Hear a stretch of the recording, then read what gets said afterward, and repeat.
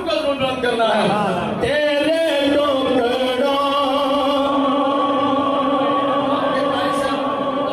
मौजूद है, तकरीबन ये सब आपको जानते हैं। इंशाल्लाह ये देखेंगे कि आप में से कौन है जो शर्माता है और कौन है मेरे हुजूर का गुलाम जो कच के हाथों को बुलंद करके बढ़ता है। क्या कर देंगे